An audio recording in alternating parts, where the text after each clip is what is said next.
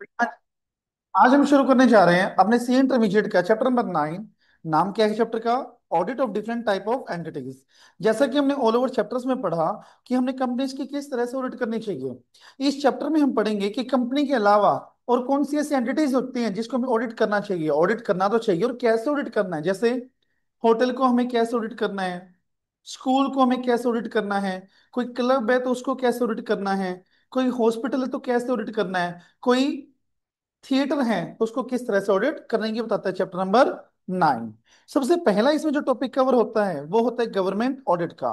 Government audit क्या होती है? गवर्नमेंट के खुद की ऑडिट करना is called as government audit. So government audit क्या कवर होती है?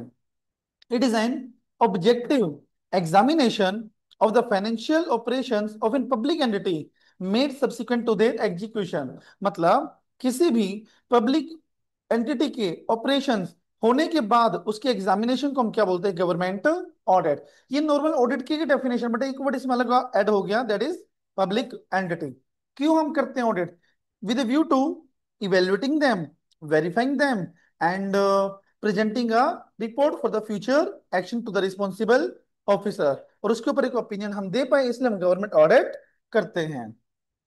After that the point is objective of government audit. Government audit का ऑब्जेक्टिव क्या होता है? पब्लिक फंड की अकाउंटिंग को चेक करना, गवर्नमेंट पॉलिसीज को अप्रेस करना कि गवर्नमेंट पॉलिसी सही है सही नहीं है, और जो पॉलिसीज बनाई हैं वो एक्यूरेटली फॉलो हो रही हैं या नहीं हो रही है। And base for corrective action. Corrective action मतलब अगर आज हम रिपोर्ट देंगे तो तभी तो वो सही कर पाएंगे कल, तो इसलिए ऑडिट रिपोर्ट एक बेस है करेक्टिव एक्शन का। ऑडिट करता कौन है? C and A G, name is controller and auditor general of India. Legal framework क्या? Other legal framework appointment. Auditor को अपॉइंट कौन करता है? President of India. और वो रिमूव नहीं हो सकता जब तक कोई मिस बिहेवियर ना हो जाए, इनकैपेसिटी ना हो जाए। जैसे कि सुप्रीम कोर्ट का जज होता है, वो रिमूव किया जाएगा, उसी पेस पे रिमूव किसको किया जाएगा? सी एंड एजी को। उसकी टेन्योर और उसकी सैलरी कितनी रहेगी? जितनी सुप्रीम कोर्ट के जज की होती है उतनी सैलरी और टेन्योर किसकी रहेगी? सी एंड एजी की।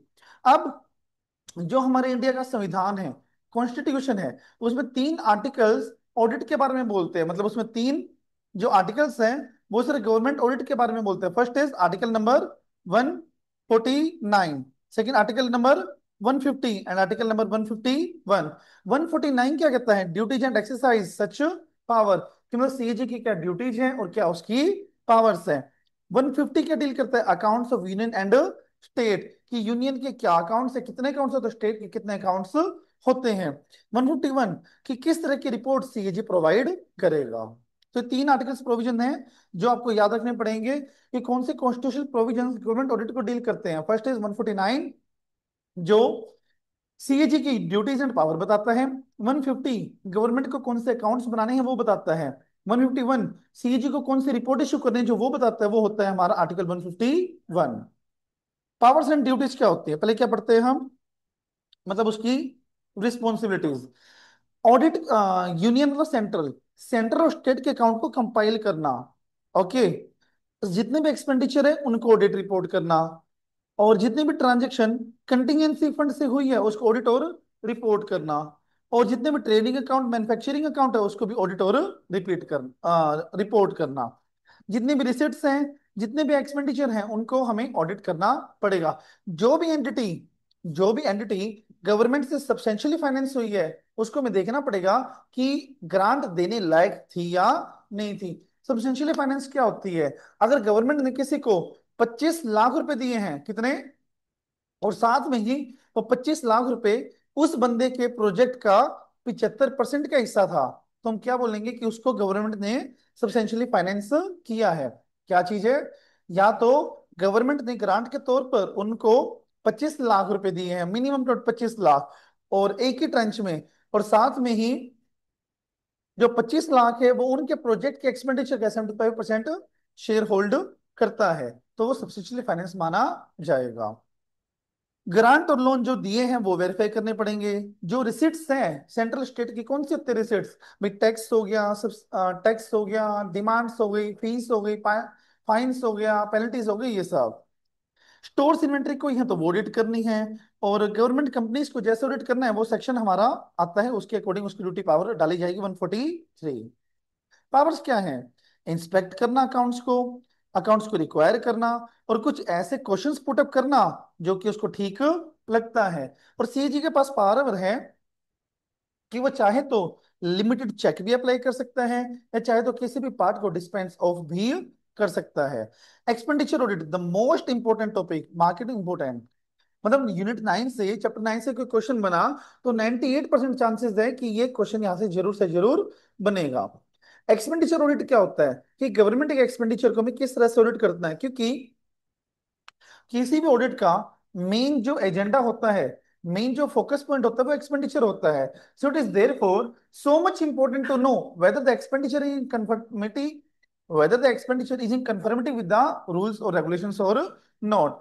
अब जब गवर्नमेंट के एक्सपेंडिचर को ऑडिट करेंगे तो 5 रूल्स हम फॉलो करेंगे, मतलब 5 स्टैंडर्ड्स हम फॉलो करेंगे, जिससे गो थ्रू होके हम गवर्नमेंट के एक्सपेंडिचर की ऑडिट करेंगे। First is audit against rules and orders. मतलब ये देखना है इसमें कि रूल्स जो पास हो रखे हैं उनके अकॉर्डिंग एक्सपेंडिचर इंकर हुआ है या नहीं हुआ है। ऑडिट ऑफ सैंक्शंस, सैंक्शन का मतलब कि जो हमारा एक्सपेंडिचर प्रॉपर सैंक्शन है या नहीं है। ऑडिट अगेंस्ट प्रोविजंस, कि पहले प्रोविजंस बनाए थे उतना ही एक्सपेंडिचर हमारा आउट हुआ हो। परफॉर्मेंस ऑडिट मतलब ओवरऑल प्रोजेक्ट की परफॉर्मेंस को चेक करना कि जो रिजल्ट मुझे चाहिए था वो रिजल्ट उससे आया है या नहीं आया है। एंड प्रोप्राइटी ऑडिट क्या होता है, bring out the avoidable expenditure.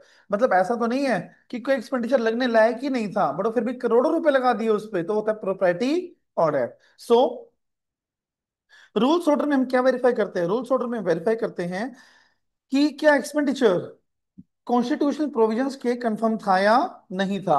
अब रूल्स ऑर्डर किन कैटेगरीज के होते हैं, मतलब कितने तरह के रूल्स ऑर्डर्स हो सकते हैं। एक्सपेंडिचर को इंकर और सैंक्शन करने के भी हो सकते हैं, क्लेम्स को प्रेजेंट करने के भी हो सकते हैं कि किस तरह से गवर्नमेंट को क्लेम प्रेजेंट किया जाएगा, ग्रांट लेना है तो कैसे डॉक्यूमेंट फाइल किए जाएंगे वैसे रूल हो सकते हैं, या फिर कोई कंडीशन ऑफ सर्विस पे अलग 7th पे कमीशन होता है, 8th पे कमीशन होता है, तो उसके भी रूल्स रेगुलेशन भी हो सकते हैं।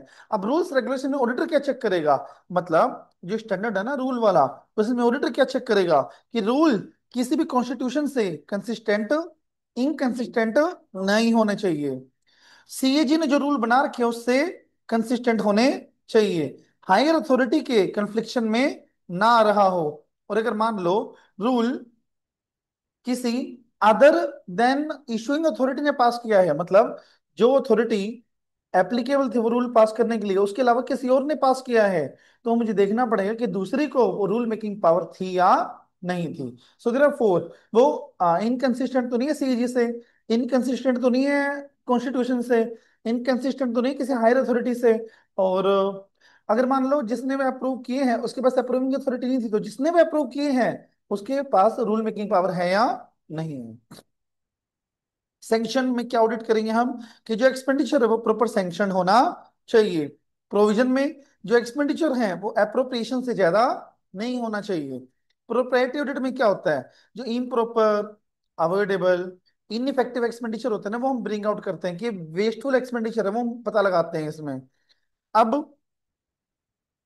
प्रोप्राइटी ऑडिट में क्या क्या हम इंश्योर करते हैं, क्या क्या हम इंश्योर करते हैं। फर्स्ट इज एक्सपेंडिचर डिमांड से ज्यादा नहीं होना चाहिए। क्या बोला, एक्सपेंडिचर प्राइमा फेसी डिमांड से ज्यादा नहीं होना चाहिए। कोई भी पैसा अपने एडवांटेज के लिए ना लगाया हो, या कोई भी पैसा एक पार्टिकुलर पर्सन के बेनिफिट के लिए ना लगाया हो।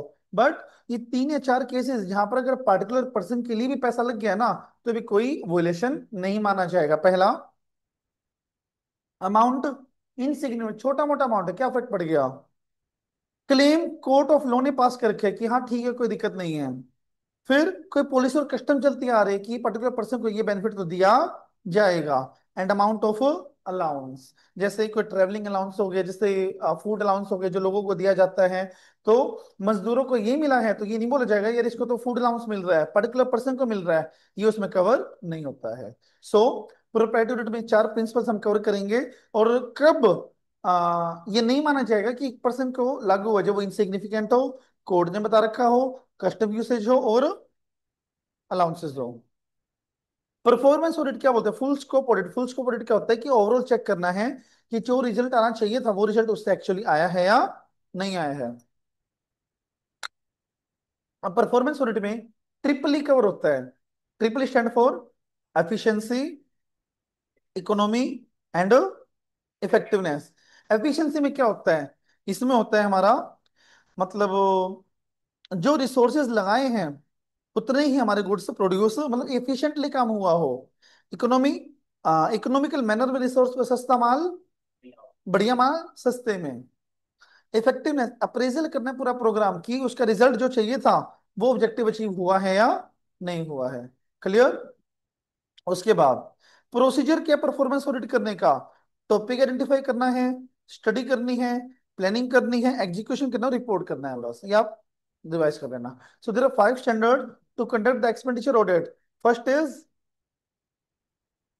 ऑडिट ऑफ एक्सपेंडिचर को करने के प्रिंसिपल्स बताओ। First, audit against rules and orders, sanction, provision, performance and propriety. Audit of receipt. Receipt मतलब जो गवर्नमेंट के पास पैसा आ रहा है उसको हम ऑडिट करना है। कैसे ऑडिट करेंगे? सबसे पहला हमें इंश्योर करना है कि जितना भी पैसा है वो करेक्टली एसेस हुआ हो, रियलाइज हुआ हो और गवर्नमेंट के खाते में क्रेडिट हो गया हो। रूल्स रेगुलेशन एडिक्वेट होने चाहिए और देखना है कि रेगुलेशन एक्चुअली कैरिड आउट हुए, मतलब रेगुलेशन बनाए गए हों और बनाए हुए एक्चुअली कैरिड आउट भी हुए हों। कोई रेगुलेटरीज हैं तो प्रॉपर डिटेक्ट कर दिया हो। डिमांड कलेक्शन जो हुई उनकी अकाउंटिंग देख लें। डिमांड कलेक्शन क्या होता है? इनकम छुपाई थी किसी पर्सन ने, उस इनकम को उन्होंने उस इनकम को उन्होंने मतलब इनकम छुपा ली थी बट इनकम टैक्स वालों ने उसको इनकम मान के टैक्स लगा दिया, टैक्स निकाल दिया, उसको बोलते हैं डिमांड। डिमांड कलेक्शन का अकाउंटिंग कैसे हो रही है और कितना ऑडिट करना है अल्टीमेटली कौन डिटरमाइन करेगा? सी एंड एजी डिटरमाइन करेगा। हो जाएगा। After that stores inventory. अगर मान लो कि स्टॉक पड़ा हुआ है गवर्नमेंट की एंटिटी के पास तो उसको कैसे चेक करेंगे? हम सबसे पहला purchase receipt and issue check करेंगे। कोई डेफिशिएंसी है तो उनको बताएंगे। देखना है कि परचेज रीजनेबल प्राइसेस पे हो, प्रॉपर ऑथराइज होनी चाहिए। और अगर अनइकोनॉमिकल परचेज है, what do you mean by uneconomical purchase? बहुत ज्यादा महंगे में लिए हैं तो उसको मुझे नोटिस में डालना पड़ेगा, बस ये बात है। अब कॉमर्शियल अकाउंट को ऑडिट करना है। कॉमर्शियल अकाउंट जैसे डिपार्टमेंटल एंटरप्राइजेस के हो गए, कोई स्टेटूटरी बॉडीज है, कोई गवर्नमेंट कंपनीज है, ये हमारे होते हैं जो हमें ऑडिट करना पड़ता है। जैसे स्टेटूटरी बॉडीज में हमारा अपना आईसीआई हो गया, जैसे आईसीआईसीआई हो गया। कंपनी आपको पता ही है, डिपार्टमेंट है DST department, income tax department, ये सब हो गया। अब रोल ऑफ सीजी। सीजी का रोल क्या है? सबसे पहले गवर्नमेंट कंपनी ऑडिटर को अपॉइंट करना। याद है ना, लॉ में पढ़ा था हमने कि पहला ऑडिटर या सब्सिक्वेंट ऑडिटर गवर्नमेंट कंपनी का कौन अपॉइंट करता है? सीएनडीजी करता है और उसको डायरेक्शन भी इशू करता है। जब कोई भी पर्सन सीएजी ने अपॉइंट किया है तो सीएजी वो रिपोर्ट सबमिट करेगा। ओके, रिपोर्ट सबमिट करने के 60 दिन के अंदर अंदर सीएजी या तो सप्लीमेंट्री ऑडिट कंडक्ट करवा सकता है या फिर टेस्ट ऑडिट भी कंडक्ट मतलब एडिशनल ऑडिट भी कंडक्ट करवा सकता है। और जो भी एडिशनल ऑडिट के ऊपर कमेंट्स जाएगी, एडवर्स रिमार्क जाएंगे, ओके, क्लैरिफिकेशन जाएंगी, वो कंपनी को दी जाएंगी और कंपनी उसको एजीएम में भी प्लेस करना पड़ेगा। ओके, मतलब ऑडिटर रिपोर्ट सीजी को देगा, सीजी सप्लीमेंट्री ऑडिट करवाएगा, सप्लीमेंट्री ऑडिट करवाएगा, जो ऑडिट रिपोर्ट उसके पास आएगी दोबारा सप्लीमेंट्री रिपोर्ट जो आएगी उसके ऊपर अपना ओपिनियन देगा, कमेंट देगा, ठीक है गलत है, जो भी है। फिर वो रिपोर्ट कंपनी को जाएगी और कंपनी उसके मेंबर के सामने एजीएम में प्लेस करेगी, बस।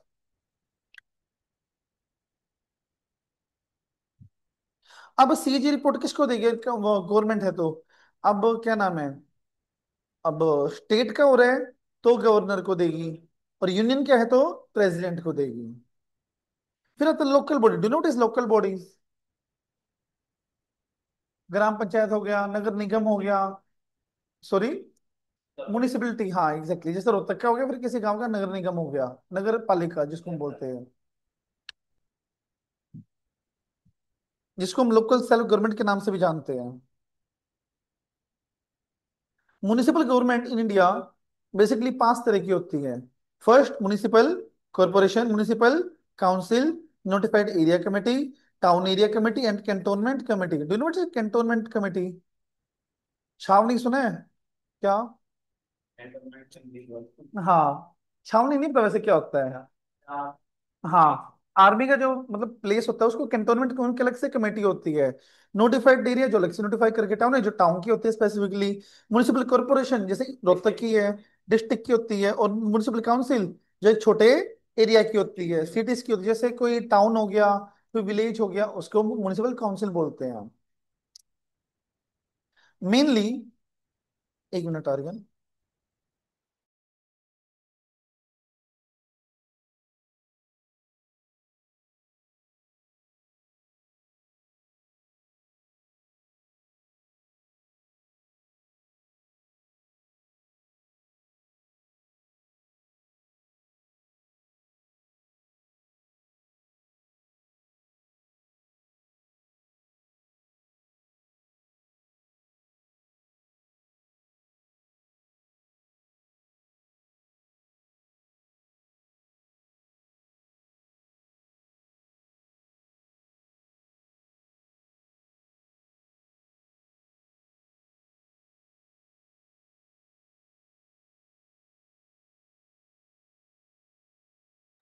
चलिए जी, फिर मैंने क्या बताया आपको कि जो म्युनिसिपल अथॉरिटीज होती हैं उनका मेनली काम क्या होता है?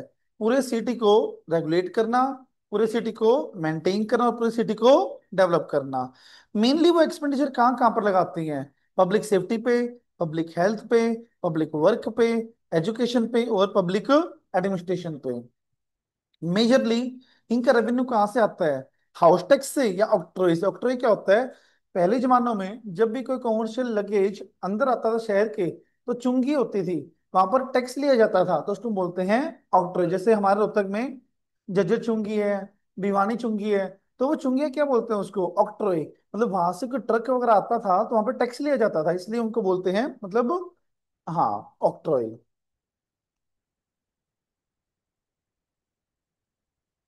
आफ्टर दैट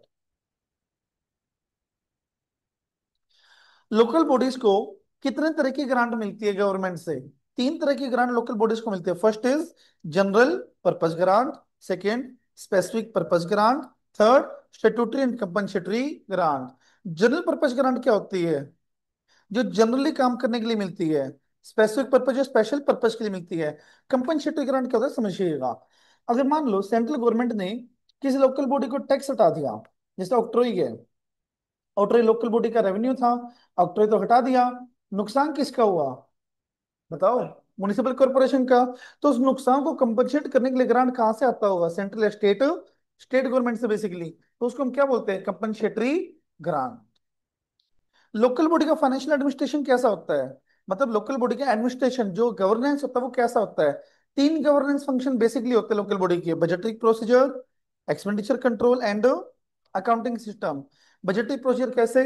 कि उनका फाइनेंशियल एडमिनिस्ट्रेशन ऐसा चलता है कि वो हर एक चीज के पहले बजट बनाते हैं और फिर उसको एग्जीक्यूट करते हैं। एक्सपेंडिचर कंट्रोल मतलब इसमें एक्सपेंडिचर को कंट्रोल करने के लिए दो पावर बनाई गई: legislative power and executive power. Legislative power में क्या होता है कि वो ऑर्डर पास करेगा, एग्जेक्टिव में क्या होता है कि वो एग्जीक्यूट करेगा उसे। तो ये एक्सपेंडिचर कंट्रोल करने के चांसेस है कि जैसे आर्यन मुझे आके कह रहा है सर 50 लाख रुपए अप्रूव कर दो। अब अगर सारा पैसा मैं इसके हाथ में दे दूं तो 50 लाख रुपए लगा देगा, बट क्योंकि अप्रूविंग अथॉरिटी मेरे पास है तो मैं देखूंगा कि 50 लाख लगने लायक है या नहीं। फिर उसका काउंटिंग सिस्टम कैसा है वो भी हम देख लेंगे, राइट? लोकल बॉडी तक करेंगे आज, ठीक है। लोकल बॉडी का ऑब्जेक्टिव क्या है? फेयरनेस पर रिपोर्ट करना, स्ट्रेंथ वीकनेस पर रिपोर्ट करना, लीगल रिक्वायरमेंट एधर हो रही है नहीं हो रही है उसको चेक करना, फिर जो पैसा लगाए हैं उसका पूरा वैल्यू रिसीव हुई है या नहीं हुई है, एंड एरर को प्रिवेंट और डिटेक्ट करना। लोकल बॉडी के ऑडिटर को अपॉइंट कौन करता है? सुनिएगा ध्यान से। लोकल बॉडी के ऑडिटर को अपॉइंट कौन करता है? स्टेट गवर्नमेंट का लोकल फंड ऑडिट विंग। कहीं भी काम आ सकता है ये local fund audit wing, MCQ में आ सकता है ये। और ऑडिटर का इंश्योर करना है कि उसकी अपॉइंटमेंट सही तरीके से हुई हो। बट जो बड़ी कॉर्पोरेशन हैं दिल्ली मुंबई वगैरह वाले, उनके पास खुद ही पावर है कि वो खुद ही अपॉइंट कर सकते हैं। ऑडिटर का कंसर्न क्या है? वही बात है, फेयरनेस पर, स्ट्रेंथ पर, लो रेगुलेशन पर, और वैल्यू पूरी हो रही है नहीं हो रही है, वो उस पर उनको रिपोर्ट देना है। लो रेगुलेशन पर चेक करना कि लो रेगुलेशन पूरे हुए हैं या नहीं हुए हैं, सारे ट्रांजेक्शन ऑथराइजेशन से हुई हो, पहले एक्सपेंडिचर करने से पहले प्रोविजन बनाया हो। फिर परफॉर्मेंस कि जो प्रोजेक्ट लगाए हैं उनसे जो वैल्यू हमें चाहिए थी वो वैल्यू रिसीव हुई है या नहीं हुई है। ये था हमारा लोकल बॉडी। ओके, आज इतना ही करेंगे।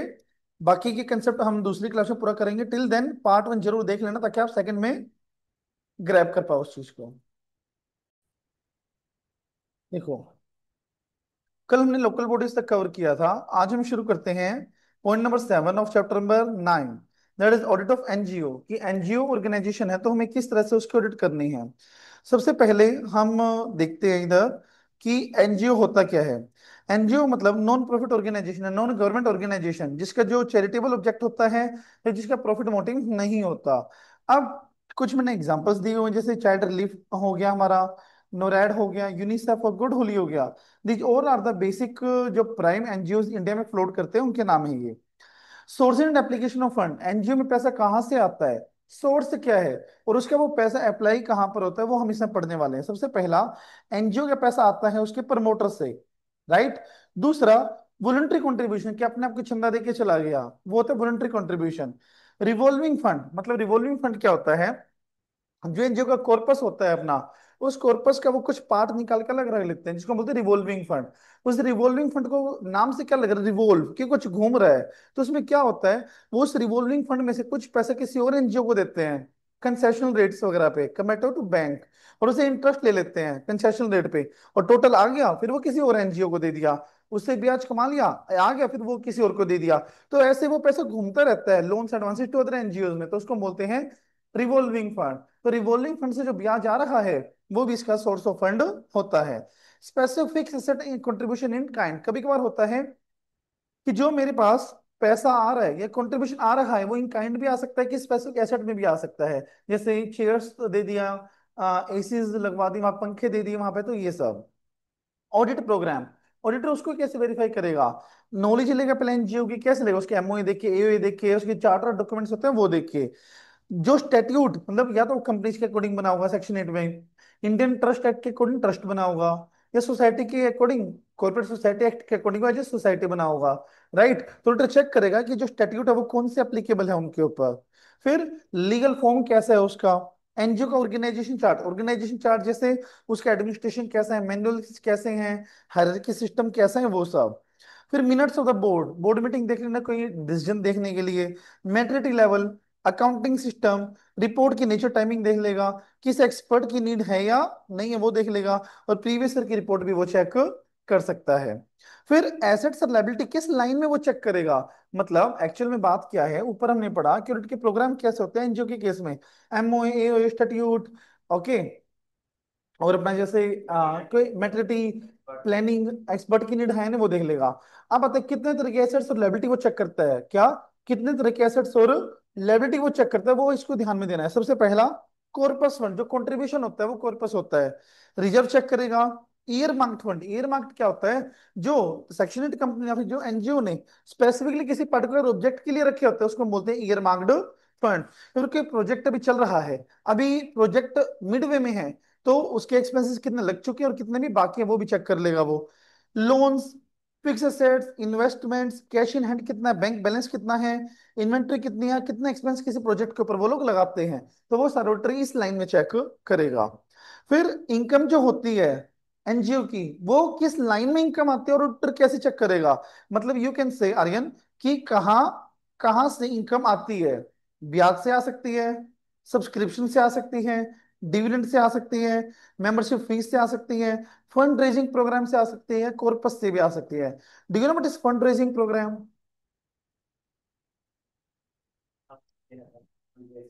फंड रेजिंग प्रोग्राम हमारा होता है, जैसे अब, जैसे कभी आपके घर वगैरह में गौशाला वाले आए हैं कि भाई हम वहां से हैं, गौ पर्ची कटवा दो, तो वो होता है फंड रेजिंग प्रोग्राम, फंड इकट्ठा करने का तरीका, उसको बोलते हैं फंड रेज। तो वहां से भी पैसा आ सकता है। तो इन्हीं इनकम को ऑडिटर चेक करेगा कि वो सही है सही नहीं है, फिर जिस चीज के लिए वो लगानी थी वही चीज के लिए वो लगाई है या नहीं लगाई, प्रॉपर टैक्स वैक्स लगना है तो पे हुआ है या नहीं हुआ है। Got it. उसके बाद ऑडिट ऑफ फर्म, एक्चुअली बात ऐसी है यहाँ पर जो बात कर रहे हैं ना, वो पार्टनरशिप फर्म की कर रहा है, कि पार्टनरशिप फर्म को हमें किस तरह से ऑडिट करना है। सबसे पहला हम देखेंगे पार्टनरशिप का एग्रीमेंट, कि पार्टनरशिप का एग्रीमेंट कैसा है। फिर पार्टनरशिप का नेम एंड स्टाइल, कि किस मतलब रजिस्टर्ड है, अनरजिस्टर्ड है, नाम क्या है, कहीं ऐसा नाम तो नहीं कि और किसी ने ले रखा हो वो फिर वो इंफ्रिंजमेंट कर रहे हो उस नाम का। ड्यूरेशन कितनी है पार्टनरशिप की, अमाउंट ऑफ कैपिटल कितने लगा रहे हैं वो, किस पीरियड से अकाउंट क्लोज हो रहे हैं, मेंटेनेंस ऑफ बुक्स के प्रोविजंस क्या हैं, बोरोइंग कैपेसिटी कैसी है, इंटरेस्ट ऑन कैपिटल कितना अलाउड होगा, इंटरेस्ट ऑन लोन कितना अलाउड होगा, सैलरी किसी पार्टनर को दी जाएगी या नहीं दी जाएगी, ड्यूटीज कैसी हैं, बैंक अकाउंट कौन ऑपरेट करता है, लिमिटेशन एंड रिस्ट्रिक्शंस कैसी हैं, वो सब चीजें ऑडिटर को चेक करनी है। अब अगर पार्टनरशिप के ऑडिट की बात करें हम, तो पार्टनरशिप के ऑडिट में, पार्टनरशिप की ऑडिट में एडवांटेजेस क्या क्या होते हैं, मतलब अगर कोई भी ऑडिटर पार्टनरशिप को ऑडिट करेगा तो क्या क्या उसके एडवांटेजेस मिलेंगे। सबसे पहला डिस्प्यूट रिजोल्यूशन, कि डिस्प्यूट रिजोल्यूशन होने के चांसेस बढ़ जाएंगे, कि मतलब क्योंकि ऑडिटेड होंगे, सब लोग बिलीव करेंगे, तो डिस्प्यूट तो अपने आप कम हो जाएंगे। डिजोल्यूशन के टाइम पर हेल्प हो जाता है अकाउंट सेटलमेंट करने में। रिलायबल, मतलब report reliable books of accounts मिलते हैं मुझे। एडमिशन के टाइम पे हेल्प हो जाता है। और एक कंट्रोल भी होता है। कंट्रोल कैसे, कि मतलब अगर ऑडिट का मैकेनिज्म है ना, तो ऑडिट का मैकेनिज्म है, तो जो लोग हैं ना वहाँ के, जो वहाँ पर ऑपरेट करते हैं, उनको ना एक फियर रहेगा, टेरिबल रहेगा, वहां पर एक डर रहेगा कि अगर हमने ऐसा किया तो हम लोग पकड़े जाएंगे। तो देर बार ये कंट्रोल है जिसमें फ्रॉड प्रिवेंट होने का काम करता है। समझ गए। अब मैटर्स कौन कौन से कंसीडर करने हैं पार्टनरशिप की ऑडिट में। First, letter of appointment, auditor ensure करेगा कि अपॉइंटमेंट लेटर उन्होंने मेरे को दे दिया हो। पार्टनरशिप के डॉक्यूमेंट टेस्ट कर लेगा वो, डॉक्यूमेंटेशन जैसे, हाँ जी, डॉक्यूमेंटेशन कैसे, पार्टनरशिप डीड हो गई ये सब। फिर ऑब्जेक्ट ऑफ पार्टनरशिप, उनके ऑब्जेक्ट क्या है, किस एजेंडा के लिए वो बने हैं, books of account, mutual interest कैसा है पार्टनर्स का, टैक्स के प्रोविजंस कैसे और डिवीजन ऑफ प्रॉफिट कैसा है। फिर आता है L L P. Directly jump करो, स्मॉल एल एल पी क्या होता है। स्मॉल एल एल पी हमारा होता है जिसका कंट्रीब्यूशन 25 लाख रुपए तक हो, और टर्न ओवर 40 लाख रुपीज, नहीं आई एम सॉरी, हाँ 40 लाख रुपीज तक हो, तो उसको हम बोलते हैं स्मॉल एल एल, नहीं, स्मॉल एलपी 4 और 40 में होता है। स्मॉल एलपी बोलते हो कंट्रीब्यूशन जिसका 25 लाख हो और उसके टर्नओवर 40 लाख हो, दोनों कंडीशन पूरी होनी चाहिए, तो ये होते हैं स्मॉल एलएलपी। तो एलएलपी में क्या चेक करेगा, सबसे पहला आता है कौन कौन से बुक्स ऑफ अकाउंट मेंटेन करने की नीड है, जितना पैसा आया है और चला गया वो रिकॉर्ड करो, एसेट्स और लायबिलिटी, परचेज ऑफ गुड्स देखो, फिर अदर पर्टिकुलर्स। ऑडिट, सुनो मेरी बातें बड़े ध्यान से, अगर स्मॉल एलएलपी है तो ऑडिट करवाने की नीड नहीं है। अगर उन दोनों में से कोई भी कंडीशन पूरी हो गई, अगर उन दोनों में से कोई भी कंडीशन पूरी हो गई, तो क्या वो स्मॉल मानी जाएगी, नहीं। मतलब अगर मान लो यदि कंट्रीब्यूशन 25 से बढ़ जाए या टर्नओवर 40 से बढ़ जाए तो उसको स्मॉल नहीं बोलेंगे, और स्मॉल नहीं बोलेंगे तो उसको ऑडिट करवानी मैंडेटरी है। रिटर्न कौन सी, एमसीक्यू आ चुका है, मार्केट एमसीक्यू, ठीक है जी, एमसीक्यू। अब एलएलपी को एनुअल रिटर्न बनानी होती है, ओके, फॉर्म 11 में बनानी होती है, और 60 दिन के अंदर अंदर आरओसी को फाइल करनी होती है। और एक हमें statement of account and solvency file करना है फॉर्म नंबर 8 में, 30 दिन के अंदर अंदर। पर कहाँ से 30 दिन, जब पहले 6 महीने एंड हो जाएंगे वहां के 6 7, sorry I am repeating again, statement of account and solvency format में जाता है। इसमें क्या जाता है कि अगले 1 साल तक हम सोलवेंट रहेंगे, और जो जो लायबिलिटी हमारे ऊपर आती रहेंगी वो टाइम टू टाइम हम पे करते रहेंगे। वो सोलवेंसी सर्टिफिकेट फॉर्म कौन सा है, 8, कब तक जाएगा, जब ईयर एंड हुआ उसके 6 महीने के 30 दिन के अंदर, दैट 30 अक्टूबर। अपॉइंटमेंट कौन अपॉइंट करेगा, डीपी अपॉइंट करेंगे, ओके। और टाइम, ये बात करते हैं टाइम की, कि इस टाइम पे अपॉइंट होगा वो, पहला ऑडिटर है, मतलब पहला फाइनेंशियल ईयर एलएलपी का, तो ईयर एंड होने से पहले पहले, समझे। तो लेके एग्जांपल दे दो फिर मैं आपको। एक एलएलपी है जो 20 नवंबर को बनी है, 2024 को, 20 नवंबर 2024, उसका पहला ऑडिटर कब तक अपॉइंट हो जाना चाहिए, डेट डेट, गलत, एमसी क्या आ सकता है ये एडवांस लेवल का।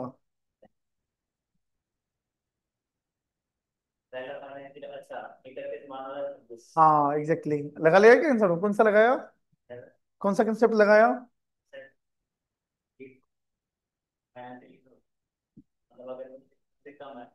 हाँ डन।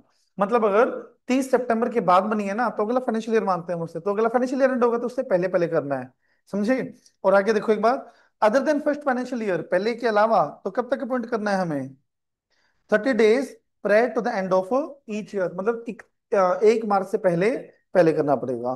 फिर कैजुअल वैकेंसी वगैरह भी ऑडिटर फाइल, क्या पार्टनर्स वगैरह ही फाइल करेंगे। ड्यूटीज क्या है ऑडिटर की? ऑडिटर की ड्यूटी बनती है कि एक तो एंगेजमेंट लेटर ऑब्टेन करें, जो चैप्टर 11 में मैंने पढ़ाया था आपको। फिर मिनट बुक चेक करें, एलएलपी का एग्रीमेंट देखे, उसमें क्या क्या देखेगा एलएलपी के एग्रीमेंट में? उसमें वो देख लेगा कि नेचर ऑफ बिजनेस कैसा है, पार्टनर्स की कैपिटल कितनी है, इंटरेस्ट कितना है, ड्यूरेशन कितना है, कितना ड्राइंग अलाउड है, ओके, कितने सैलरी कमीशन चाहिए, बोरोइंग पावर कितनी है, राइट ड्यूटीज कितनी है, लोन एडवांसेस कितनी है, पीएसआर कितनी है। एंड द लास्ट में वो क्या करेगा? अपनी रिपोर्टिंग, बस। ठीक है, कि करेक्ट और रिलायबल है या नहीं है, सारी इन्फॉर्मेशन ले ली है नहीं ली है, और की रिस्ट्रिक्शन वगैरह इंपोज हुई है या नहीं हुई है। फिर वही चैरिटेबल इंस्टीट्यूशन का ऑडिट कैसे होना है? एनजीओ का ही पार्ट है ये, मतलब 3 बार दिया हुआ है इस चैप्टर में बेसिकली ये। सबसे पहला कॉन्स्टिट्यूशन देख लेंगे हम, internal control, trust deed, donation जो आए हैं वहां से। ये डोनेशन कैसे आ सकता है? लाइफ मेंबरशिप का आ सकता है, जैसे मान लो कोई सब्सक्रिप्शन करके है, मान लो कोई एनजीओ चल रहा है, और एनजीओ की ना हमारी जो सुविचारों की हर महीने किताबें आती हैं सुविचार के नाम से, ठीक है ना? तो मान लो कोई पर्सन एनुअली मेंबरशिप ले लेता है, कोई लाइफ मेंबरशिप ले लेता है, कि हमें मुझे लाइफ टाइम तक ये बुक चाहिए जब तक आएगी, ठीक है ना? तो ये भी क्या है? एक मेंबरशिप फीस और इनकम है उसकी, ओके। और वही बात है इसमें कि रिसिट जो इशू करेंगे वो लोग, मतलब पैसा आया रिसिट इशू करेंगे, तो वो किसी जो अनयूज्ड है, जो अभी तक काटी नहीं गई है, वो किसी अप्रोप्रिएट पर्सन के कंट्रोल में होना चाहिए। और जितने पैसे आए हैं उसको काउंटरफोल के साथ मैच कर लेंगे, और जितने हमारे मेंबर्स हैं उनसे मेंबरशिप आई है नहीं आई है, तो उसको उनकी लिस्ट से चेक कर लेंगे। लेगेसी, लेगेसी पता है क्या होता है? जहां पर एक बंदे की संपत्ति साथ दूसरे को चली जाती है उसको बोलते हैं लेगेसी। अब मान लो, क्या एनजीओ को लेगेसी के रूप में कोई एसेट मिली हुई है? क्या किसी पर्सन ने लेगेसी विल बना के दी हुई है एनजीओ को, कि उसके मरने के बाद सारे एसेट एनजीओ की हो जाएगी? है तो ऑडिटर चेक कर लेगा। ग्रांट कितनी मिली है उसे, उसकी इन्वेस्टमेंट इनकम कैसी है, जैसे अगर उसने अपना पैसा की शेयर्स में इन्वेस्ट कर रखा है, एफडी में इन्वेस्ट कर रखा है, गोल्ड में इन्वेस्ट कर रखा है, तो उसकी इन्वेस्टमेंट इनकम कैसी आ रही है? उसको इंटरेस्ट को हम रिकैलकुलेट करके देख लेंगे। क्या उसने सिक्योरिटीज को एक्स डिविडेंड और कम डिविडेंड में परचेज किया है? पता है क्या होता है एक्स और कम डिविडेंड?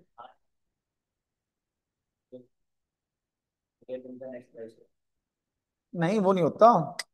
ये होता है एक्स डिविडेंड बेसिस और कम डिविडेंड बेसिस। ये ना सेलिंग के मेथड्स होते हैं बेसिकली।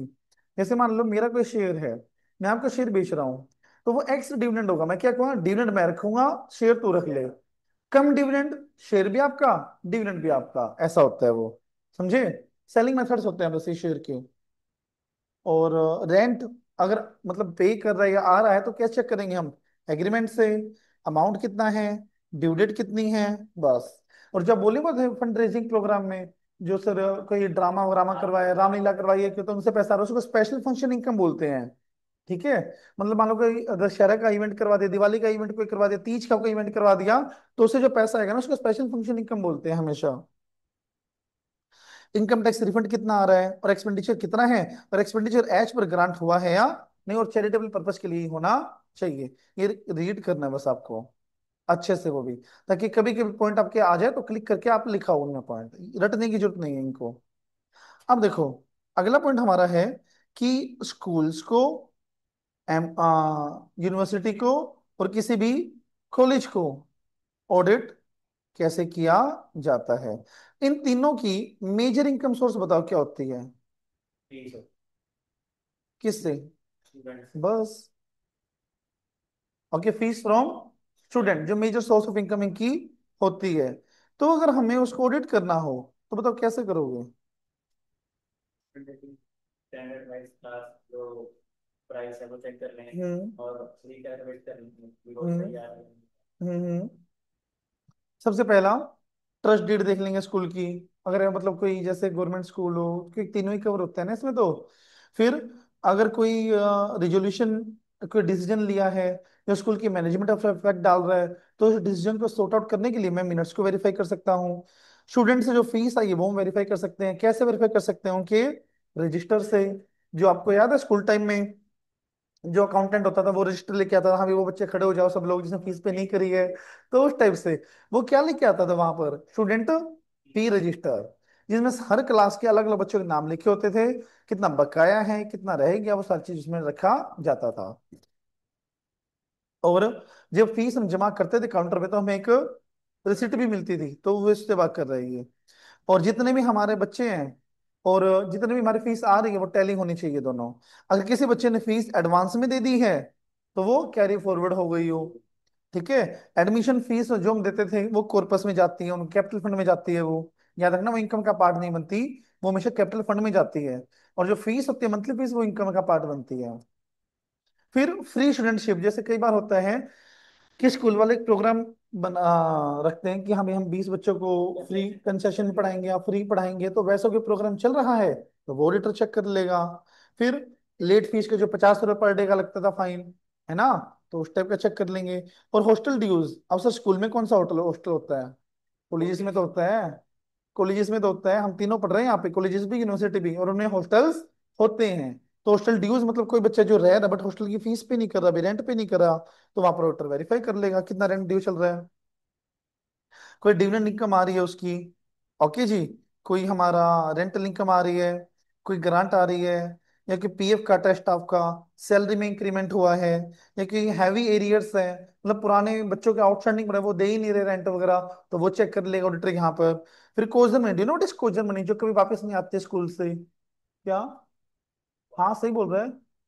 सिक्योरिटी बोल रहे थे क्या? हाँ, आई थी वापस आपकी? मेरी भी नहीं आई। ऐसा वो आती नहीं कि वापस, बोला जाता है कि वो कोई मनी होती है और वापस देनी होती है, बच्चा जब स्कूल छोड़ के जाता है, बट कोई नहीं वापस देता और मांगते भी नहीं है, असल में याद ही नहीं रहते उस टाइम पे।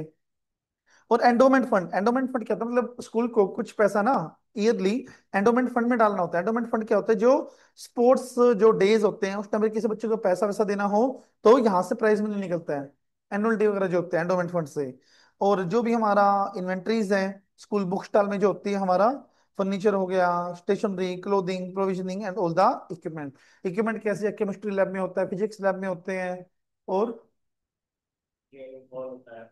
कॉरिडोर, हाँ, और हॉल, असेंबली हॉल में। हाँ उसमें जो म्यूजिक सिस्टम्स वगैरह होते हैं, बिल्कुल।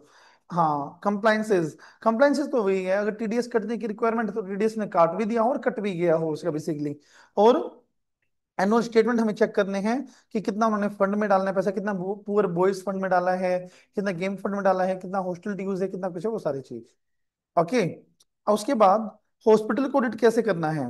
हॉस्पिटल की बेसिक इनकम कहाँ से आती है? बस, तो पेशेंट का रजिस्टर, नाम याद करने हैं आर्यन, ओके, आप सबको भी नाम याद करने हैं और बाकी अंदर का कंटेंट अपनी तरफ से लिख के आना है। फिर collection of cash with counter foil के साथ चेक कर लेंगे हम।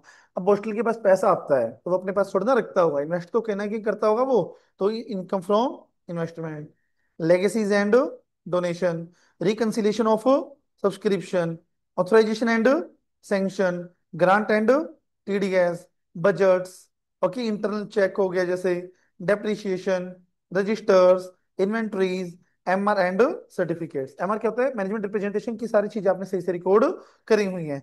इन्वेंट्रीज जैसे कौन कौन सी होती हैं? सॉरी, बेड्स हो गई, जैसे उनकी शीट्स हो गई, मेडिसिन हो गई, इंजेक्शन हो गए, वो सारी चीज। रजिस्टर्स जो भी हमारा फिक्स एसेट रजिस्टर होता है वो सब। डेप्रिसिएशन जो कि इक्विपमेंट पर लगता है, वही बेड वगैरह पे वैसे इसमें आएगा, हाँ बिल्डिंग पे लगता है जो। बस ये चीज है, इसमें कर लोगे ये। क्लब, क्लब कैसे ऑडिट करते हैं? क्लब ये जो एंटरटेनमेंट क्लब होते हैं, सब्सक्रिप्शन और एंट्री फीस, ठीक है, और एक और फूड रिसिप्ट, खाने का, ठीक है ना। तो एंट्रेंस फीस से चेक कर लेंगे हम। अगर किसी मेंबर ने सालाना फीस ली हुई है तो सब्सक्रिप्शन चेक कर लेंगे। फिर कोई अगर एरियर चल रहा है तो वो चेक कर लेंगे। अर्थमेटिकल एक्यूरेसी चेक करें कि जितने भी मेंबर्स हैं उनका टोटल और कैश बुक का टोटल मैच कर रहा है या नहीं कर रहा है। ई रिकवरेबल मेंबर ड्यूज, ये क्या होता है? ये हमारा होता है बैड डेट की, मतलब सब्सक्रिप्शन तो ले रखा है, उसने आना ही छोड़ दिया, धार्मिक रास्ते में वो चल पड़ा तो वो पैसा नहीं दे रहा, तो वो हम बैड डेट डिक्लेयर कर देंगे हम। प्राइसिंग, फूड स्टफ का हम देख लेंगे। मेंबर्स अकाउंट देख लेंगे कि जितना पैसा उस मेंबर से आ गया ना उतने अमाउंट से वो डेबिट हो जाना चाहिए। फिर जो क्रोकरी है, फर्नीचर है, स्पोर्ट आइटम है जो परचेज करी है, उस परचेज को भी हम वेरीफाई करेंगे। मार्जिन, कितना मार्जिन वो करते जो हाईएस्ट होता है वहां पे। इन्वेंट्रीज, जैसे स्नूकर होता है वहां पे, बेसबॉल होती है तो स्पोर्ट आइटम चेक कर लेंगे हम उनकी इन्वेंट्री। इन्वेस्टमेंट रजिस्टर चेक कर लेंगे, कर रखिए तो। और मैनेजमेंट पावर, कि जी जो भी सेक्रेटरी है उनका, उसकी पावर में रह के उसने काम किया और नहीं किया तो उसको ऑडिटर को वेरीफाई करना पड़ेगा। हो जाएगा। अब हम किसको ऑडिट करेंगे? थिएटर को। बताओ मेन इनकम कहाँ से आती है? एक तो, और पॉपकॉर्न भी खाने को है। हाँ, प्लस फूड आइटम, टिकट ऐसा। और मेजर एक्सपेंस, मतलब कोई दो बताओ। वो डेप्रिसिएशन इलेक्ट्रिसिटी, बट डेप्रिस मत बोलना प्लीज, ये तो कॉमन है, स्पेशलिस्ट के बताओ। मूवीज चलाने कैसे? पहला, दूसरा। और एक्सपेंडिचर वैसे कॉमन तो बहुत सारी हैं, बट जो थिएटर में स्पेशली होती है रेंट्स। वो तो औरों में भी हो सकती है। नहीं, वो तो रेंट पे क्या पता थिएटर ले रखा हो उसने, वो क्या बात है।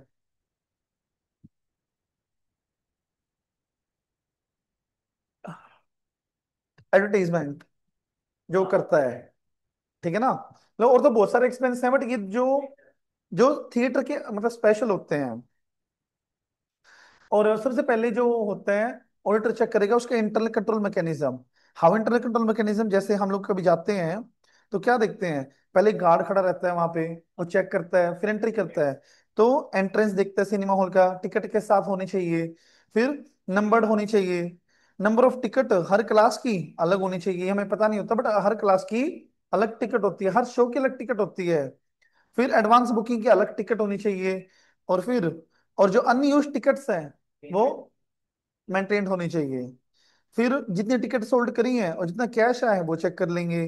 फ्री पासिस जो भी क्रेडिट कार्ड वगैरह पे मिल जाते हैं वो कितने हैं, कितना टैक्स कलेक्ट हुआ है, कितना कैश कलेक्ट हुआ है। एडवर्टाइजिंग स्लाइड से चार्ज कलेक्टेड, कितने चार्ज कलेक्टेड कौन से होते हैं? सर आपने तो अभी बताया था खर्चे होते हैं वो, तो कलेक्टेड वाले कौन से हैं? जैसे एग्जांपल दो। से पहले ऐड करवाना चाहता है। क्यों, मूवी के बीच में नहीं होता इंटरवल? तो फिर वो भी तो अपने एडवर्टीजमेंट ही चलाते हैं। हाँ हाँ। फिर एक्सपेंडिचर, इनके खुद के खर्चे, जो बाहर स्लाइड्स लगाते हैं, पोस्टर्स बनवाते हैं, वो सब। Depreciation, bill for distributors, advance paid to distributor, distributor कौन, जिससे मूवी हम परचेज करते हैं। एंड रेस्टोरेंट इनकम, ठीक है जी, जो फूड स्टफ से आती है। ये चीज आपके एग्जैक्ट होनी चाहिए और हेड में आनी चाहिए, अंदर से आप अपनी तरफ से दो या तीन लाइन बना के लिखोगे, ठीक है ना। उसके बाद audit of hire purchase and leasing company. Do you know what is hire purchase leasing company? जो लीजिंग कंपनी बता दो। इस पे मतलब सुधार कर लेते हैं और मंथली पेमेंट करते रहते हैं उसको। हाँ, सामान पहले ले लेते हैं तो मंथली पेमेंट करते रहते हैं हम जो यूज करते हैं, ये नहीं रहते तब तक। देखो लाइक रेंटल पेमेंट, हाँ। ठीक है। हायर परचेज क्या होता है? मतलब हायर परचेज का मतलब होता है to purchase the assets on a instalment basis. ये जैसे कस्टडी है। कस्टडी पहले आ जाती है, पेमेंट हमारा इक्वली जाती है, अलग अलग मंथ में जाती है, ठीक है। और ओनरशिप लास्ट में जाती है जब सारी पेमेंट हो जाएगी। बट लीज में ओनरशिप जा भी सकती है और नहीं भी जा सकती है, depend upon the type of lease, type of assets. So hire purchase में क्या होता है? हायर परचेजर के पास ऑप्शन टू परचेज होता है। परचेज का ऑप्शन क्या, परचेज हो जाता है उसको एक्चुअल में। फिर पोजेशन डिलीवर्ड हो जाता है सामने वाले को। प्रॉपर्टी पास हो जाती है कब? लास्ट इंस्टॉलमेंट पे करने के बाद। And such person right to terminate, कभी भी वो टर्मिनेट कर सकता है। ओके जी।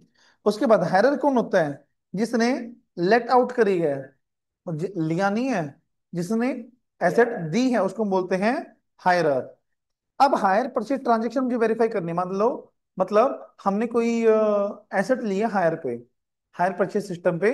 तो उसको कैसे वेरीफाई करता है ऑडिटर? सबसे पहला एग्रीमेंट चेक करता है, फिर हायर परचेज प्राइस होना चाहिए उसमें, कैश प्राइस देख लेगा, फिर कब से इंस्टॉलमेंट शुरू हो रही है, कितने नंबर ऑफ इंस्टॉलमेंट है, कितने गुड्स और कौन कौन से गुड्स है जो हायर परचेज पे हमने लिए हैं। और इंश्योर करना है कि इंस्टॉलमेंट रेगुलरली आनी चाहिए, रेगुलरली वो रिव्यू हो रही हो। लीज एग्रीमेंट चेक करना है हमें। लीज में एक होता है लेजी और एक होता है लेजर। लेजर कौन और लेजी कौन? Exactly exactly.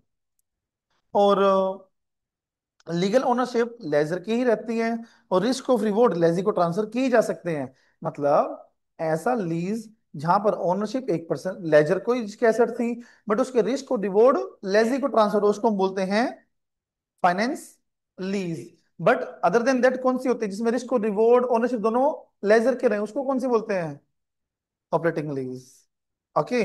फाइनेंस लीज किन मॉडलिटीज पर बनती है? मॉडलिटीज क्या होता है, किस तरीके से फाइनेंस लीज बनाई जाएगी? फर्स्ट, इक्विपमेंट को हम सिलेक्ट करेंगे, लेजर को अप्रोच करेंगे कि दे दो भाई एसेट्स, फिर रेट नेगोशिएट करेंगे, इक्विपमेंट डिलीवर करेंगे, लीज एग्रीमेंट बनाया जाएगा, ठीक है, रेंट पे किया जाएगा, इंश्योर करें कि वो गुड रिपेयर में हो, वारंटीज देखी जाएगी, और रीट्रीट टू द लेजर, मतलब क्या एंड में एसेट वापिस आएगी या उसी को बेच दी जाएगी। ठीक है, पर पढ़ो, पानी पी के आता हूँ एक बार।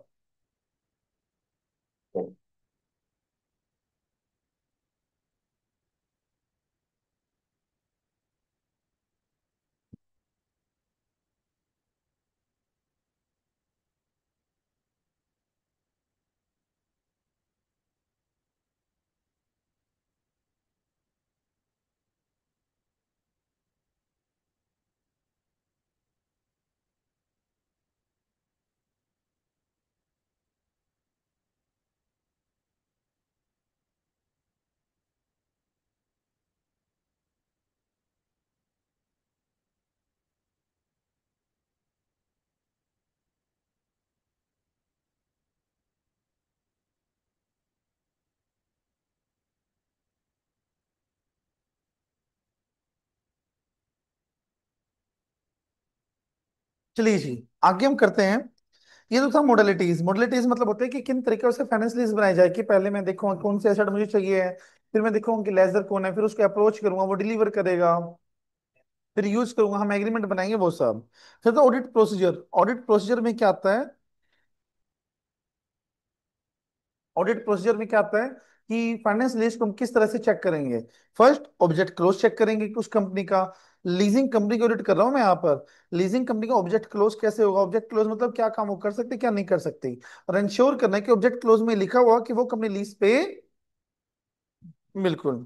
क्रेडिट एनालिसिस करना है लेजी का सबसे पहले, और उन्होंने किया है या नहीं किया है। लीज एग्रीमेंट देखेंगे, लीज एग्रीमेंट में क्या क्या चीजें होनी चाहिए, तो सर क्या डिस्क्रिप्शन है उसका, और कितनी अमाउंट है, कितना टेन्योर है, कितनी फ्रीक्वेंसी उसकी पेमेंट होने वाली है। और इंटरेस्ट कंपोनेंट कितना है, प्रिंसिपल कंपोनेंट कितना है, और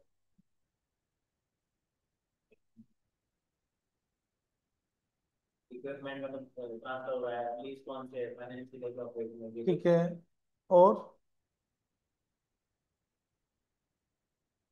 और सब लेटिंग अलाउड है या नहीं अलाउड है, वापस दी जाएगी नहीं दी जाएगी, लीज प्रपोजल फॉर्म वेरीफाई कर लेगा, और जो इनवॉइस है वो ध्यान से रखना है। एक्सेप्टेंस लेटर, एक्सेप्टेंस लेटर क्या होता है कि हाँ उसने लीज एक्सेप्ट कर ली है। बोर्ड रेजोल्यूशन चेक करना है, और इंश्योरेंस पॉलिसीज भी देखनी है। अब फाइनेंस लीज क्या होती है? जहां पर लेजी के पास ऑप्शन टू परचेज हो, या लीज की term major part of assets हो, या फिर present value minimum lease payment जितनी हो, या एसेट्स हमारे को स्पेशलाइज नेचर की हो। और इनमें से कोई भी कंडीशन पूरी होती है तो हम उसको कौन सी लीज बोल देंगे? फाइनेंस लीज बोल देंगे। ऑपरेटिंग लीज, जिसमें पूरा रिस्क और रिवॉर्ड ट्रांसफर नहीं होता, सिर्फ रेंटल जैसा ही होता है, उसको हम बोलते हैं ऑपरेटिंग लीज। डिफरेंस क्या है? ऑपरेटिंग लीज की जैसे प्रोजेक्टर हो गए, कंप्यूटर हो गए, लैपटॉप हो गया। फाइनेंस में plant machinery, land, office, building etcetera. Ownership नहीं होती, ट्रांसफर इसमें हो सकती है। अकाउंटिंग इसमें रेंटिंग जैसे ही होता है और इसमें लोन जैसा होता है।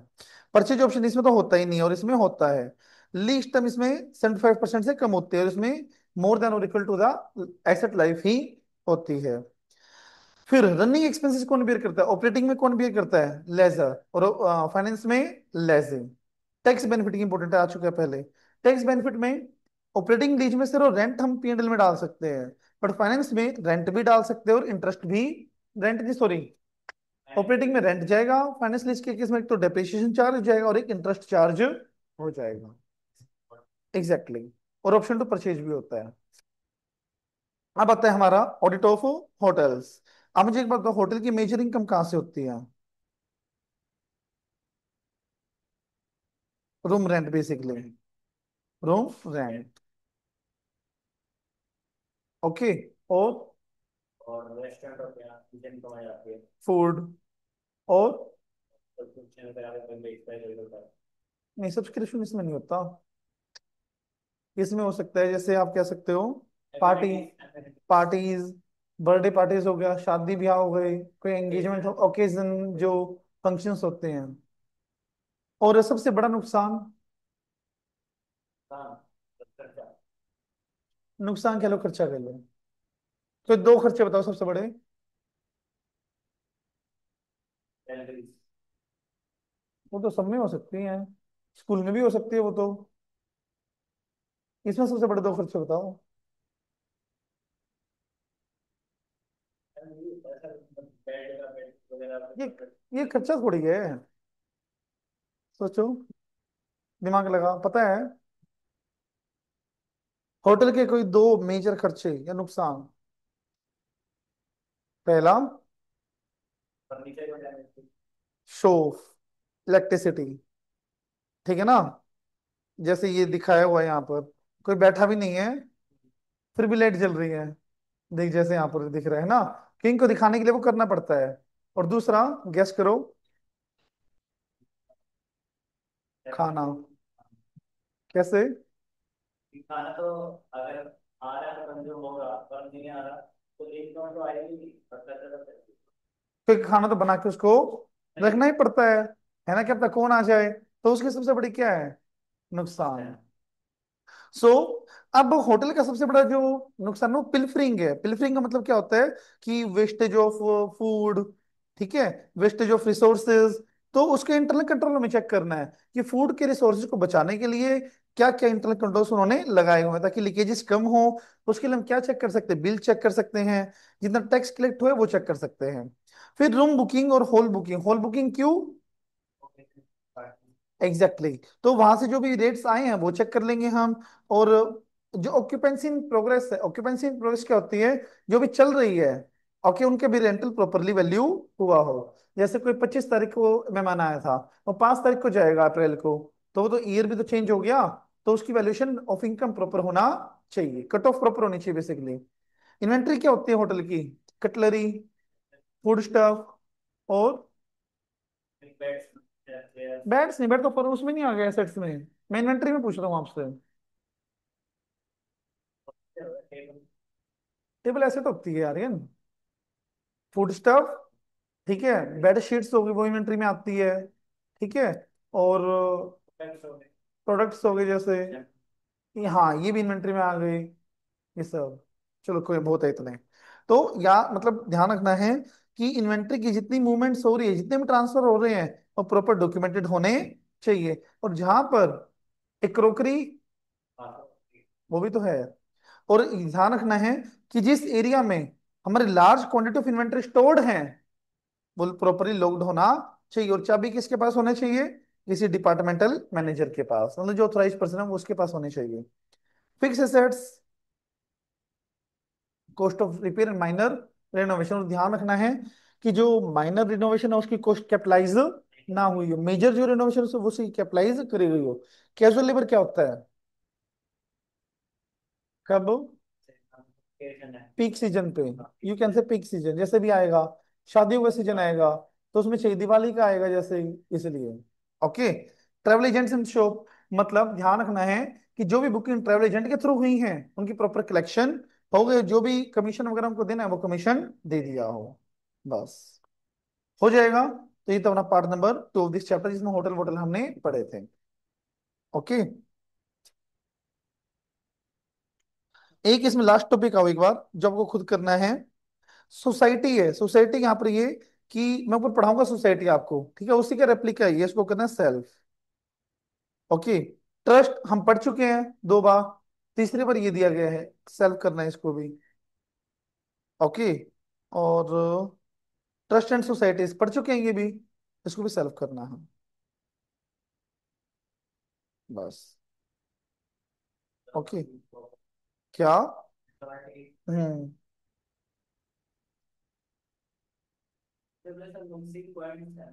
सॉरी, मिक्सिंग पॉइंट कैसे?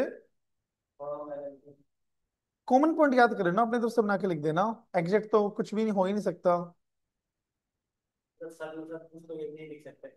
हाँ, वो लिख दो, मतलब रेलिवेंट पॉइंट होने चाहिए, ऐसा नहीं कि लोकल बॉडी के आप पार्टनरशिप में डाल रहे हो या पार्टनरशिप लोकल बॉडी में डाल रहे हो, शुड बी रेलिवेंट, अपनी तरफ से बना दो, कोई प्रॉब्लम नहीं है इस चैप्टर में। बट वो पॉइंट भी रेलिवेंट होने चाहिए। ठीक है ना, जो टॉपिक पूछा गया उससे।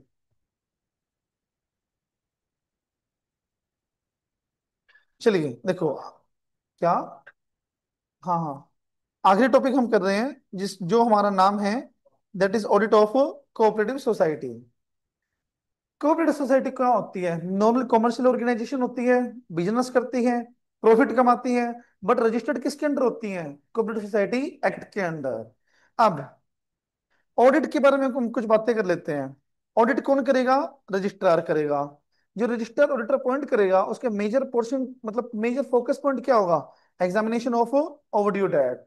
और रजिस्ट्रार जनरल ऑर्डर पास करके या स्पेशल ऑर्डर पास करके डायरेक्शन दे सकता है कि कोऑपरेटिव सोसाइटी की ऑडिट किस तरह से होनी चाहिए। क्वालिफिकेशन देखिएगा ऑडिटर की।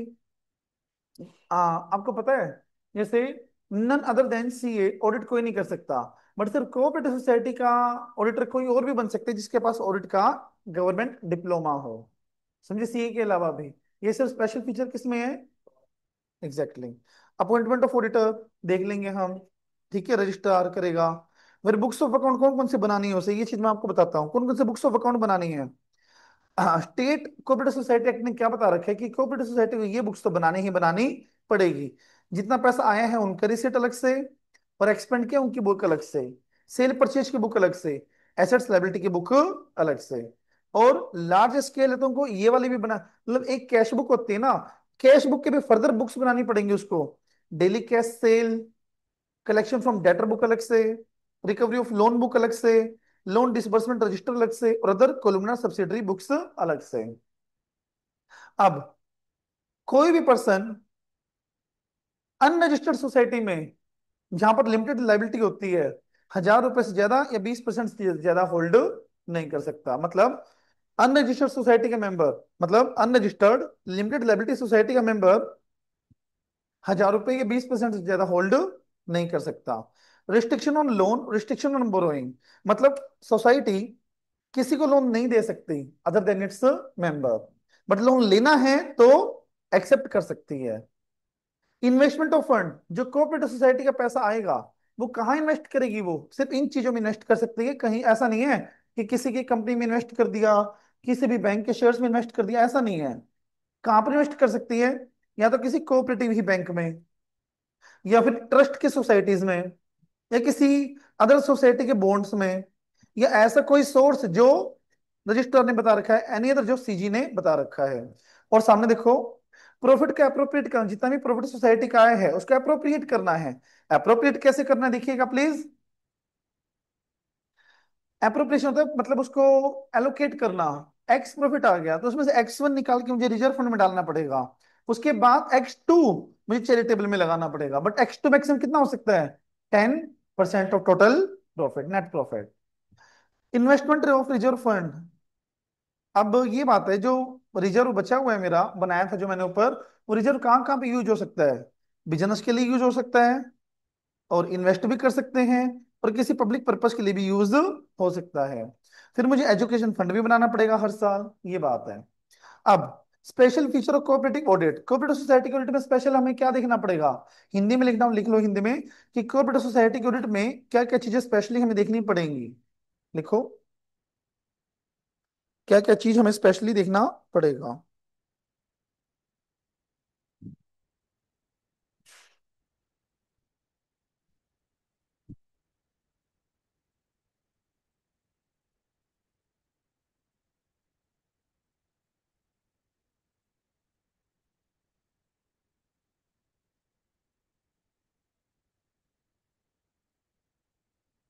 आगे चलो।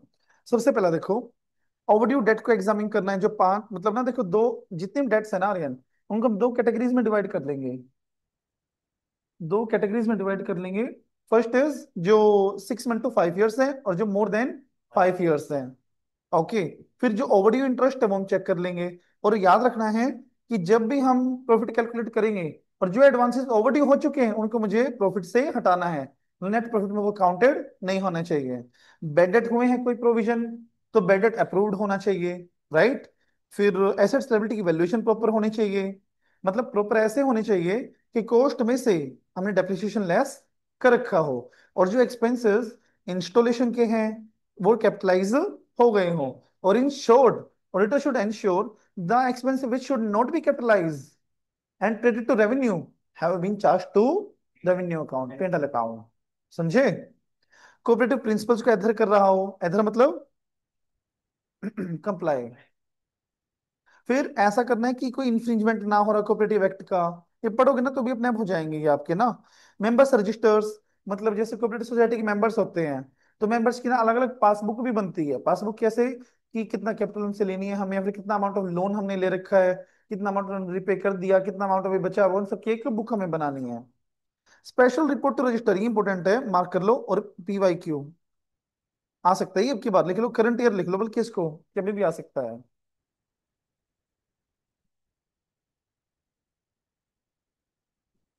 वो।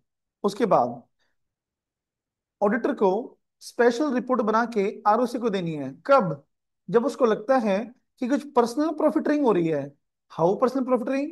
कि मतलब सोसाइटी के मेंबर अपने लिए ज्यादा काम कर रहे हैं, पब्लिक के लिए काम ही नहीं कर रहे हैं। डिटेक्शन ऑफ फ्रॉड या मिसमैनेजमेंट कुछ मिलती है। Disproportionate advances to vested group, vested मतलब कंट्रोल्ड ग्रुप, कंट्रोलिंग ग्रुप जो होता है हमारा, उनको ज्यादा वो एडवांसेस देते हैं, और जो दूसरी पार्टीज को वो एडवांसेस देते ही नहीं है। इन चारों केसेस में किसी में भी वो स्पेशल रिपोर्ट उसको रजिस्ट्रार को बना के देनी पड़ेगी। ऑडिट करके वो उसको एक क्लासिफिकेशन देगा कि A कैटेगरी, B कैटेगरी है, वो सब। फिर कोई भी ओपिनियन देने से पहले, कोई भी रिपोर्ट देने से पहले वो डिस्कस करना पड़ेगा विद द मैनेजमेंट। जैसे हमने 705 ऐसे में पढ़ा था कि कोई भी KEM डाल रहे हैं, EM डाल रहे हैं, बट हम नहीं डाल सकते जब तक डिस्कस ना करें। तो इसी में यही है कि डिस्कस करना पड़ेगा, उसके बाद ही हम कर सकते हैं वो। उसके बाद multi state cooperative society. Who is multi state cooperative society? What is multiple? जो एक, जिसका बिजनेस एक सोसाइटी से ज्यादा स्टेट में फैला हुआ हो, डाइवर्सिफाइड हो, उसको हम बोलते हैं multi state cooperative society. Qualification auditor की क्या होनी चाहिए? मतलब इसमें आर्यन सिर्फ एक CA ही बन सकता है।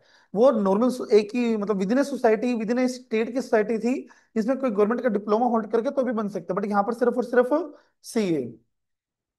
कौन नहीं हो सकता? कौन नहीं हो सकता? Body corporate, okay, any officer और एम्प्लॉय,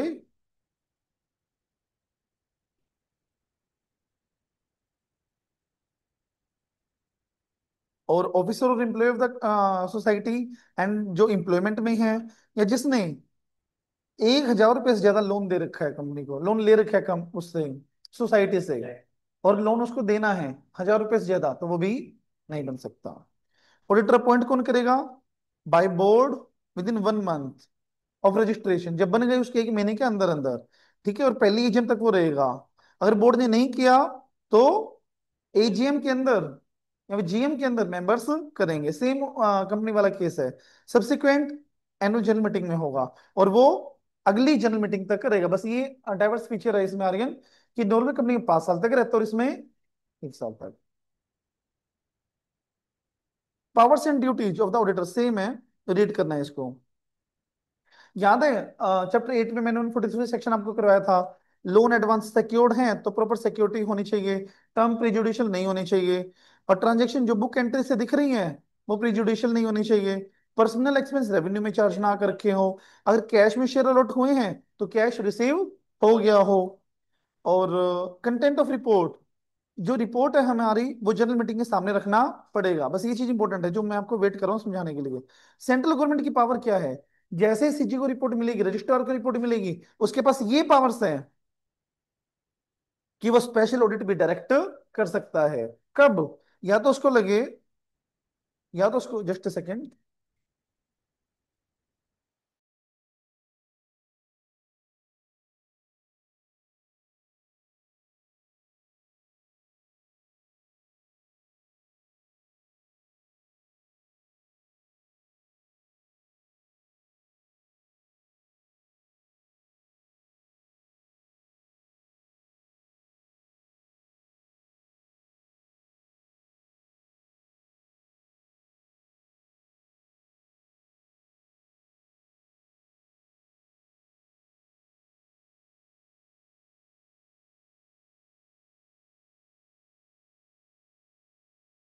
अगर कभी उसको लगता है मतलब गवर्नमेंट को कि जो हमारे मतलब अफेयर्स हैं सोसाइटी के, वो प्रिजुडिशली मैनेज हो रहे हैं, पब्लिक के इंटरेस्ट में मैनेज नहीं हो रहे हैं, या फिर किसी भी ट्रेड और इंडस्ट्री को नुकसान पहुंचा रहे हैं वो, या फिर उसकी जो फाइनेंशियल पोजीशन है वो इंसॉल्वेंसी की में मतलब जा चुकी है, एंड डेंजरस मतलब टुवर्ड्स इंसॉल्वेंसी, तो वहां पर उसको स्पेशल ऑडिट वो डायरेक्ट कर सकते हैं।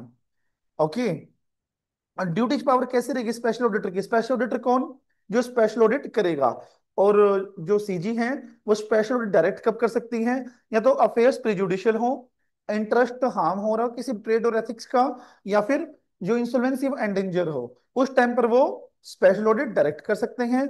और जिसको डायरेक्ट करेंगे उसको क्या बोलते हैं? Special auditor. Got it? उसके बाद government shall take the action.